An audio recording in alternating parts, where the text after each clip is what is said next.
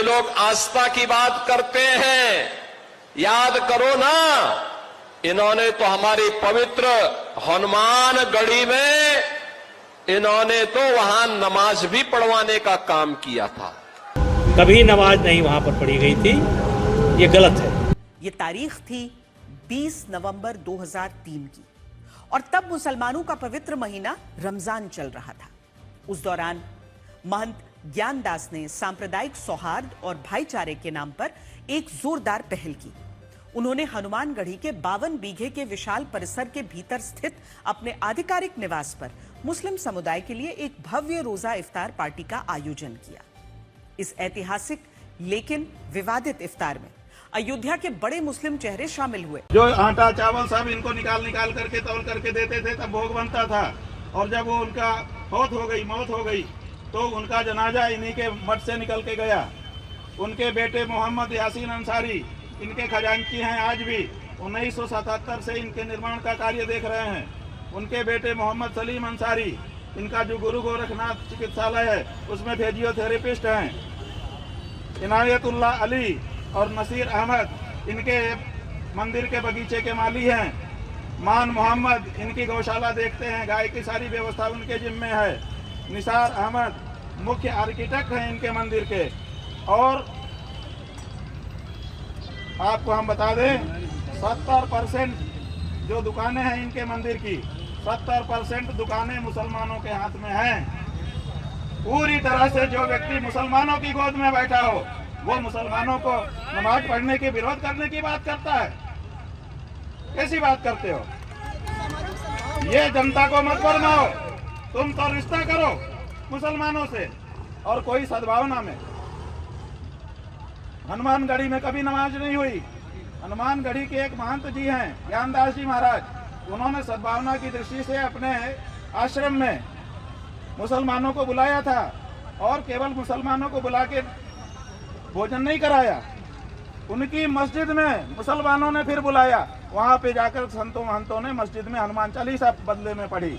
तो हनुमान चालीसा उधर पढ़ी गई और इधर आश्रम में आकर के उन्होंने नमाज पढ़ ली। ये दोनों चीजें मिला करके बताइए सद्भावना की स्थापना की दृष्टि। आज अयोध्या में जो राम जी का मंदिर बना है उसके 100 मीटर के दायरे में 8 मस्जिदें हैं बंधुओं और 2 दरगाह है।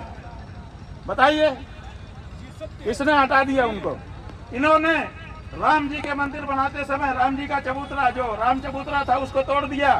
जो दशरथ जी का कुआं था जिसमें भगवान के नहाने के लिए जल खींचा जाता था, उस कुएं को पाट दिया, जबकि सुप्रीम कोर्ट का आदेश है कि कोई कुआं नहीं पाटा जा सकता। दशरथ महाराज के कुएं को पाट दिया। सीता जी की रसोई थी, छठी चबूतरा था, वराह जी का मूर्ति थी, कहाँ है वो सब? आज बताओ क्यों हटाया उन सब चीजों को जो हमारे इतिहास का अंग थे? आप जो है हमारे मंदिरों को तोड़ तोड़ करके वहां पर हमारी मूर्तियों को हटा करके फेंक रहे हैं और आप हिंदू बने हुए हैं। और किसी ने अगर सद्भावना में देश में रहने वाले मुसलमानों को अपने आश्रम में बुला करके भोजन करा दिया तो आप उस पर राजनीति करते हो। आपने कहा था कि दूध का दूध पानी का पानी कर दूंगा। बताइए कहाँ है वो दूध का दूध और पानी का पानी? जब जनता आपसे दूध का दूध पानी जानने चाहती है तब आप झूठी कहानी गढ़ करके नमाज की बता देते हैं।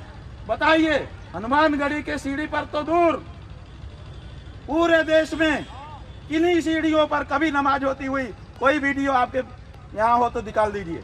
1 अरब से ज्यादा फोटो वीडियो इंटरनेट पर उपलब्ध है, सर्च करिए कि सीढ़ी पे नमाज हो रही हो, दिखाइए पूरे देश में कभी सीढ़ी पे नमाज हुई हो। आप जनता को मूर्ख समझते हैं, सफेद झूठ बोलते हैं। संविधान की शपथ भी आप नहीं मानते हैं, धर्म की शपथ तो आप पहले ही खो चुके हैं।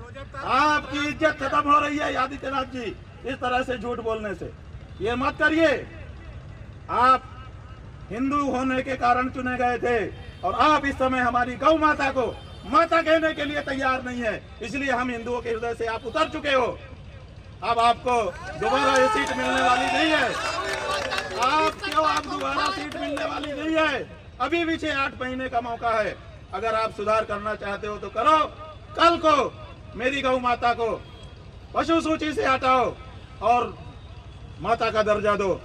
तुम्हारी केंद्र की जो सरकार है डबल इंजन वाली, उनको कहो कि वो पूरे देश में गौ माता की रक्षा का कानून बनाए, राष्ट्र माता घोषित करें। अगर ये 2 काम कर लेते हो तभी हमारे दरवाजे पे वोट मांगने आना, और नहीं तो पीछे जाओगे। हमारे घर के सामने अगर आए, मेरी माँ को पशु कहने वाला अगर मेरे दरवाजे आएगा मैं तो पीट दूंगा। समझे कि नहीं?